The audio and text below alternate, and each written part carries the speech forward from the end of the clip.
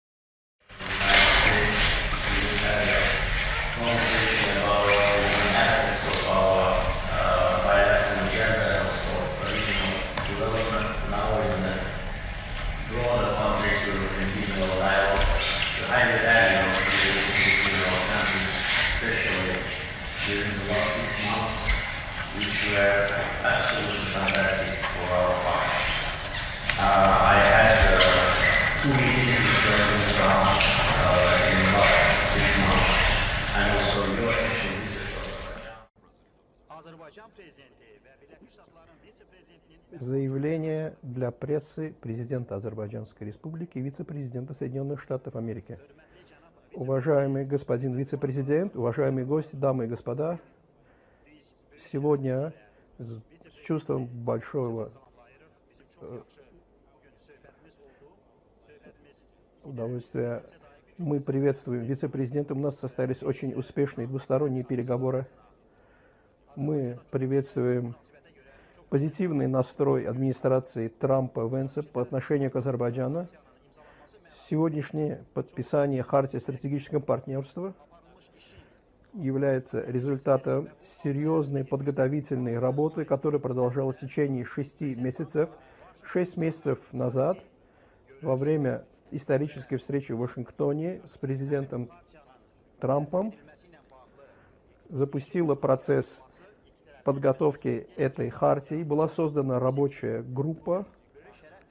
И для нас большая честь сегодня, что мы подписываем Хартию о стратегическом партнерстве с сильнейшей державой в мире, Соединенными Штатами. Мы также благодарим президента Трампа и вице-президента Венса за их вклад в достижение мира на Южном Кавказе.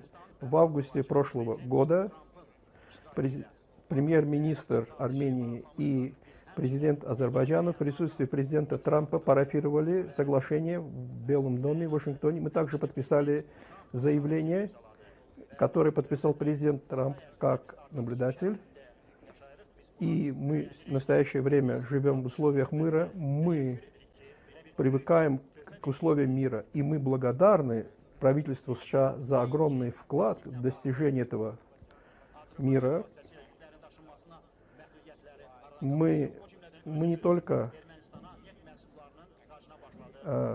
сняли ограничения на транзит грузов в Грузию, мы сами уже начали поставлять нефтепродукты в Армению, и это начало восстановления экономических отношений.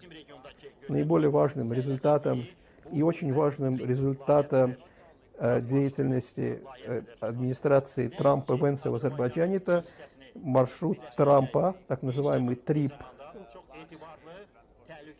Это коридор, который не только объединит две части Азербайджана, он превратится в очень важный коридор, объединяющий Европу с Азией через территорию Азербайджана, через территорию Армении. И другие соседи также будут участвовать в этом проекте, что усилит мир в регионе.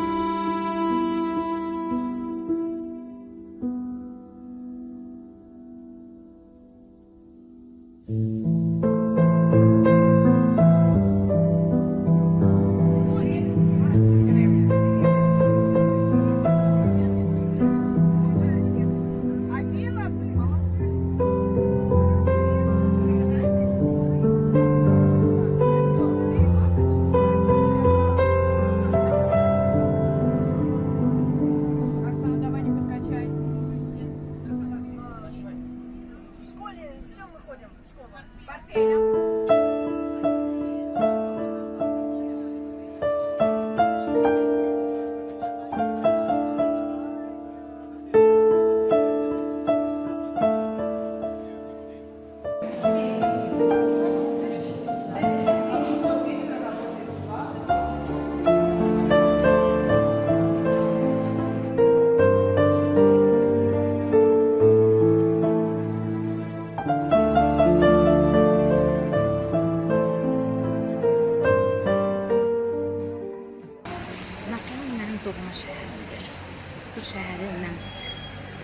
Əlbəttə ki, bütün yaşayanlar öz doğma şəhərini çox sevir. Нафталан, он начал функционировать достаточно давно, но это было, конечно же, неофициально. Впервые вообще о нафталане летопись, ну, как бы она появилась еще в средних веках. О ней писал Марко Поло, кстати. Нафталан тогда называли каменным маслом или маслом земли. Вот, ну, разные названия он носил. Еще тогда было понятно, что нафталан обладает хорошим свойством, ну, как бы заживляет хорошо раны. Из него готовили микстуры различные, как бы, ну, такие народной медицине. Он очень достаточно так широко применялся. Потом в конце 19 века, начале 20 века, когда начался по всему миру, скажем так, этот нефтяной бум, в Баку появилось очень много различных европейских представителей, которые начали активно добывать нефть. Вот. И один из этих представителей, он был немец по происхождению, фамилия у него была Егерь. Он, ну, как бы, в Баку уже мест не было, скажем так, да, до него уже там скупили земли. Он решил поступить чуть-чуть хитро, он, так как был инженером, он думал, что если есть, допустим, выход в Апшероне, значит, этот пласт под землей где-то может иметь выход и в другом месте. И он исколесил, скажем так, нашу страну и когда увидел, что вот в этой местности просто местные люди, обычные сельчане, скажем тогда, они просто выкапывали ямы, нефть настолько располагалась как бы поверхностно, она стекалась просто в эти ямы, и люди летом могли, мужчины там, ну, лежать просто в этих ямках, заполненные нафталань. Да, это происходило так вот примитивно, скажем так. Он когда увидел, но он понял, что это нефть, он решил построить здесь эти вышки там, и так далее, и добывать эту нефть. В советский период по-новому начали изучать нафталан, это уже было более официально. Сюда приехала большая группа физиологов, биохимиков из Московского медицинского института. Они изучали, здесь были виварии с животными и на кроликах, и на кошках, и на собаках, даже на обезьянах как бы экспериментировали нафталан. И была выработана методика, по которой на сегодняшний день, в данный момент, принимают нафталан. То есть раньше, в период вот этот немецкий, никакой методики не было, то есть никакого курортного лечения не было. Просто из нафталана готовили мазь. А уже вот в советский период вот нафталан получил уже свое вот развитие именно как курортный городок, в который люди стали приезжать со всего Советского Союза, со всеми этими патологиями, которые я там перечислила. В принципе, механизм лечения практически во всех заведениях нафталана, они практически одинаковые, скажем, с точки зрения как бы нафталана. А нафталан все заведения приобретают в одном и том же, как говорится, коллекторе, то есть меняется нафталан во всех заведениях практически с одинаковым интервалом, то есть в этом плане во всех санаториях ведется одинаковая работа. Просто санатории немножко, да, отличаются определенным своим подходом, сервисом, удобствами. Это да, есть такая разница. Ну и, например, по поводу, допустим, есть определенные санатории, допустим, которые чуточку могут по специализации углубляться. Например, в Гашалты, ну, из-за того, что мы помимо как бы нафталановой терапии, физиотерапия же у нас есть, ну, есть физиотерапия везде, но у нас есть, допустим, дополнительное как бы оборудование, у нас, допустим, более глубокий подход, например, в плане дерматологии. Обязательно должны быть терапевты, физиотерапевты, врач-нейропатолог, дерматолог, кардиолог, гинеколог, уролог, стоматолог, врач-узист, рентгенолог. Ведущие специалисты есть, но еще дополнительно есть вот такие узкие специалисты, опять-таки гинеколог, уролог, лор-врач, стоматолог. То есть пациенты, приезжающие сюда, не только лечат вот эту свою основную проблему, там сустав или кожные заболевания. Если проблемы с деснами, пожалуйста, могут полечиться. Проблемы небольшие по гинекологии тоже могут полечиться, в урологии тоже. То есть это все как бы продумано. Нафталан не только он для болезней, это еще он для профилактики болезней. Вы можете сюда приезжать не только там лечиться, чтобы просто не заболеть, от этого тоже можно посетить нафталан. Bir-birindən gözəl, bir-birindən qəşəng, onun sahələrində böyük bir gözəllik yaranırdı. İnsanlar zövq. Этот санаторий находится в городе Нафталан. Чтобы из Баку доехать до Нафталана, нужно сесть на скоростной поезд, и буквально за 3,5 часа вы уже будете в городе Кянча, и оттуда уже сесть на такси и доехать до санатория. Город Нафталан находится 330 километров от города Баку и в 58 километров от второго по величине города Гянджа. В городе Нафталан очень много различных санаториев, но по комфорту, по красоте, по величине, по оказанию услуг очень хвалят, конечно же, по рекомендациям. Это санаторий Чинар и санаторий Карабах.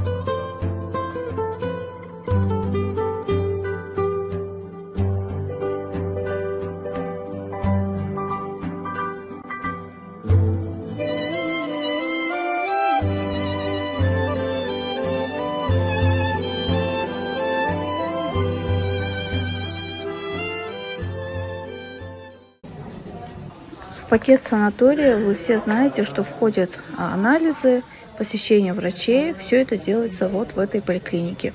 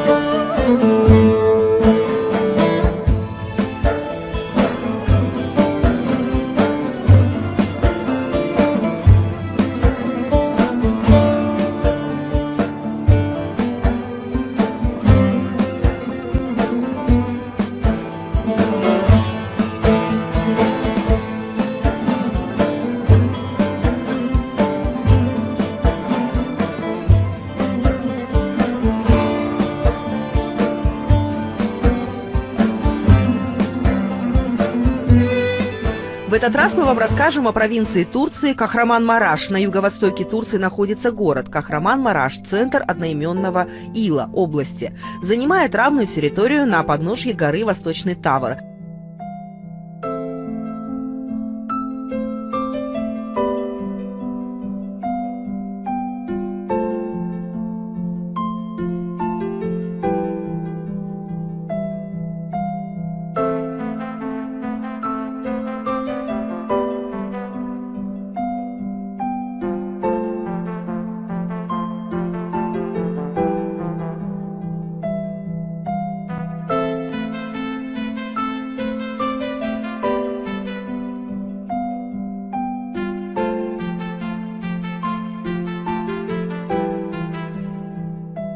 История города начинается в 1000 году до нашей эры. Первоначально в римский период, а затем в византийскую эпоху город назывался Цезария Германикея. Нынешний Кахраман-Мараш зародился в 17 веке на расстоянии 18 километров от территории старого города.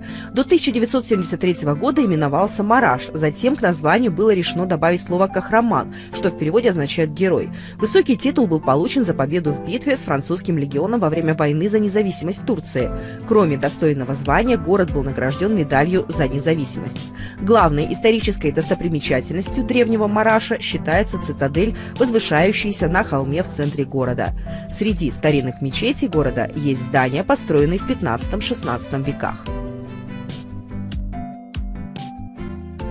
Численность населения Кахраман-Мараша на сегодня около 2 миллионов человек. В провинции есть такие города, как Афшин, Андырын, Чаглаян-Джерит, Экинözü, Эльбистан, Гёксун, Кахраман-Мараш, Нурках, Пазарджик, Тюркоглу. Над городом нависает длинная гора высотой в 1,5 километра. Кахраман-Мараш стоит на большой равнине и развивается именно с одной стороны горы, а не на равнине. Сверху гораздо красивее вид, и ветры лучше дуют, когда летом жарко.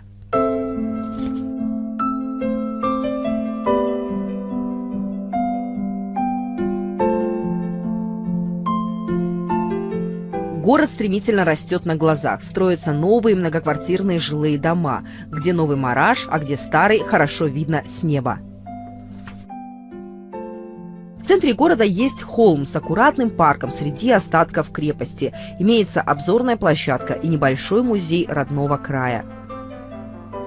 Для прогулки по Марашу не нужно иметь с собой запаса воды. Часто стоят краны с питьевой водой, в среднем между ними не больше 500 метров. В Мараше весьма низкая преступность. На ночь у лавок не убирают выставленные овощи и фрукты, только прикрывают их. Можно зайти в магазин, оставив открытыми ветровые стекла в машине.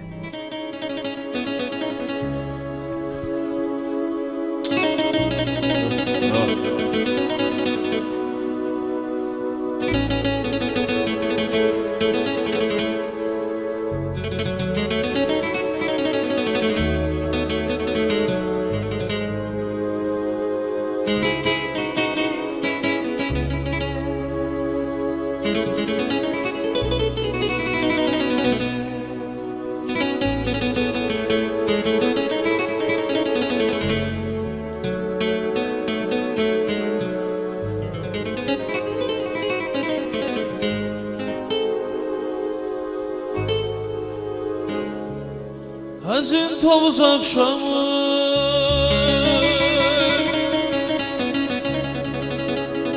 yanır göylerin çamı,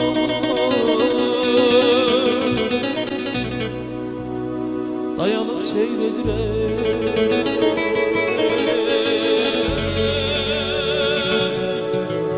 hatireler dünya.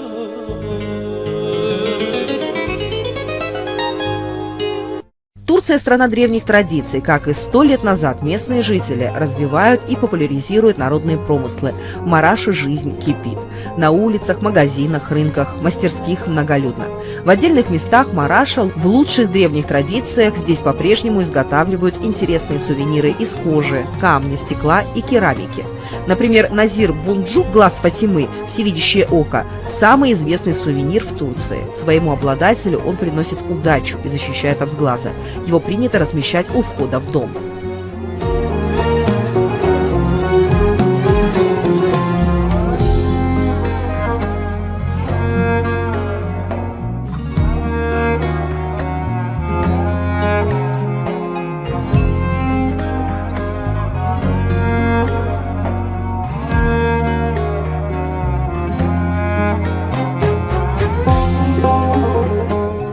турецкие знатные кожевники, а в Кыргызстане вряд ли найдется человек, который не слышал о куртках, обуви, сумках и прочих турецких кожаных изделиях.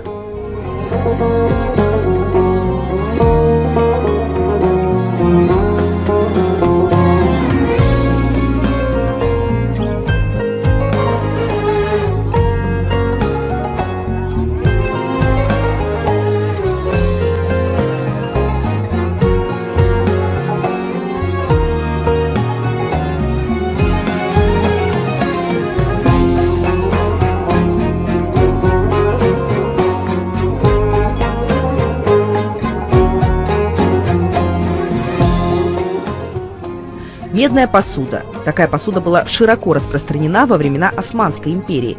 Сегодняшние мастера изготавливают медные изделия в лучших древних традициях, но немного проще в плане внешнего вида.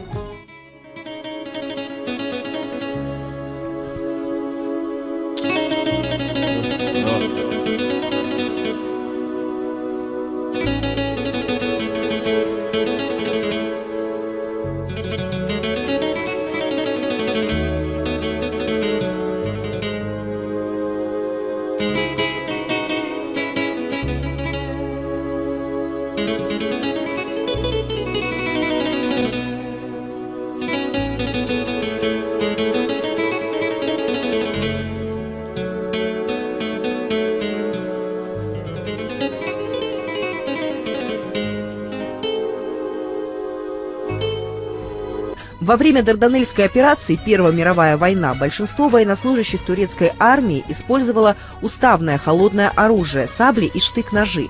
Но турки глубоко чтят свои традиции предков. Многие солдаты и офицеры турецкой армии имели сильные семейные военные традиции, когда их отцы, деды и прадеды служили и воевали за свою империю. Вместе с семейными традициями передавалось и оружие отцов-дедов следующему поколению турецких воинов. Отметим, что такая же традиция существовала и в Российской империи, когда казаки использовали оружие дедов. Это было почетно, престижно и вдохновляло воинов на подвиги и продолжение воинских традиций семьи.